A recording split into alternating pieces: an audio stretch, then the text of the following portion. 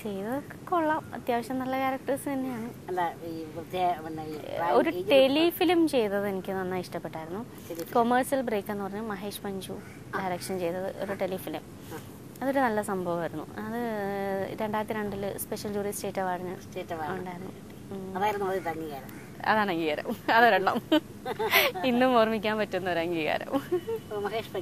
അതെ, 2002 state award കിട്ടിയായിരുന്നു. അത് സ്പെഷ്യൽ ജൂറി. പിന്നെ കൊമേഴ്സ്യൽ ബ്രേക്ക്. നല്ലൊരു പ്രോജക്റ്റ് ആയിരുന്നു. അല്ല, ഞാൻ അത് കഴിഞ്ഞപ്പം പിന്നെ സാമ്പത്തികമായിട്ട് വലിയ ബ്രേക്ക് ഒന്നും തന്നില്ല. അത് കഴിഞ്ഞ് പിന്നെ കല്യാണമായി, ഡെലിവറി ആയപ്പോ പിന്നെ അഭിനയിച്ചില്ല. കല്യാണം ഒരു പ്രോജക്റ്റ് ചെയ്തുകൊണ്ടിരുന്നപ്പോ തന്നെ കണ്ടു പരിചയപ്പെട്ടതാണ് ചേട്ടനെ. വർക്കിലൂടെ കണ്ടു. ഒരു എണ്ണം പ്രൊഡ്യൂസ് ചെയ്തായിരുന്നു ചേട്ടൻ. അതിൽ ഞാൻ ഹീറോയിനായിട്ട് വർക്ക് ചെയ്തു. അങ്ങനെ അത് കഴിഞ്ഞ് ഉടനെ കല്യാണമായി, പിന്നെ മോനായി. ഒരു സീരിയലിന്റെ പൈലറ്റ് ചെയ്തതാ. ആ സീരിയൽ പിന്നെ പുറത്തു വന്നില്ല. കല്യാണം കഴിഞ്ഞു. കല്യാണത്തിന് വേണ്ടി ഒരു അത് ചെയ്തതാണ്. പിന്നെ മോനായി ഒരു വർഷം ഒരു ഗ്യാപ്പ് ഉണ്ടായിരുന്നു. അത് കഴിഞ്ഞ് പിന്നെ തിരിച്ചു വന്നു. പിന്നെ അല്ല, എനിക്ക് ശാരീരികമായിട്ട് പ്രശ്നങ്ങളുണ്ടായിരുന്നു. അപ്പം വർക്ക് ചെയ്യാൻ പറ്റില്ലായിരുന്നു. റെസ്റ്റ് ഒക്കെ പറഞ്ഞിരുന്നു. അങ്ങനെ മോനായി. 3 മാസത്തിന് ശേഷം വീണ്ടും വർക്ക് ചെയ്ത് തുടങ്ങി. മോന്റെ പേര് അപ്പൂസ്. കിരൺ. പിന്നെ ഫസ്റ്റ് ബർത്ത്ഡേക്ക്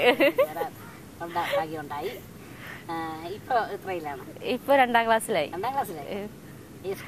സർവോദയ. പിന്നെ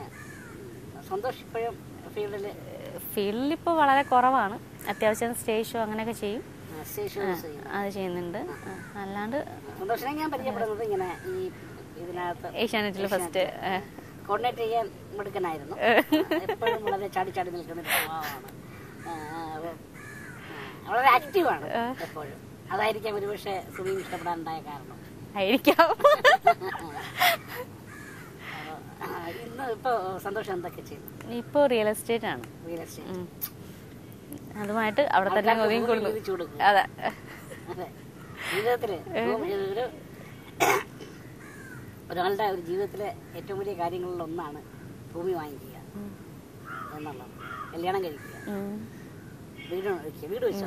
വീട് വെച്ചു. 3 വർഷമായി. ചേട്ടന്റെ സ്ഥലത്ത് തന്നെയാണ്, കേരളാതിപുരം, മണ്ണന്തല. ചേട്ടന്റെ സ്ഥലത്ത് വീട് വെച്ചു. ഇപ്പൊ 3 വർഷമായി അവിടെയാണ് താമസം. വീട് വെക്കാൻ കഴിഞ്ഞു. വണ്ടിയുണ്ട്, അത്യാവശ്യം ഒരു ചെറിയ വണ്ടിയുണ്ട്. പിന്നെ അഭിനയമില്ലാത്ത സമയങ്ങളിൽ വീട്ടിലെ കാര്യങ്ങൾ ചെയ്യാനുണ്ടാവുമല്ലോ, അത് തന്നെ. അല്ലാതെ വേറെ പ്രത്യേകിച്ചൊന്നുമില്ല. അപ്പൊ രാവിലെ ചെയ്തിട്ട് വരണം. മറ്റേ നമുക്കൊരു സമയം വരെ ഉറങ്ങാനൊക്കെ കിട്ടുമല്ലോ. 6 മണിക്ക് 7 മണിക്ക് ഷൂട്ട് ഉണ്ടോ? രാവിലെ എഴുന്നേക്കും. 4-5 മണിയാകുമ്പോൾ എഴുന്നേക്കും. സ്ഥിരമായിട്ട് വർക്കുണ്ടെങ്കിൽ ചെയ്തല്ലേ പറ്റൂ. അത് അവന് സ്കൂളിൽ പോകണം. ചേട്ടൻ റെഡിയാക്കിയൊക്കെ വിട്ടുള്ളൂ. ഞാനൊക്കെ ചെയ്ത് കൊടുത്താൽ മതി. പിന്നെ അവധി ദിവസമാണെങ്കിൽ അവനെ ലൊക്കേഷനിൽ കൊണ്ടുവരും. ചെറുതിലേ തൊട്ട് വന്ന ശീലമുണ്ട് അവന്. അവൻ അഭിനയിച്ചിട്ടുണ്ട്. അവൻ 4 എണ്ണം ചെയ്തു.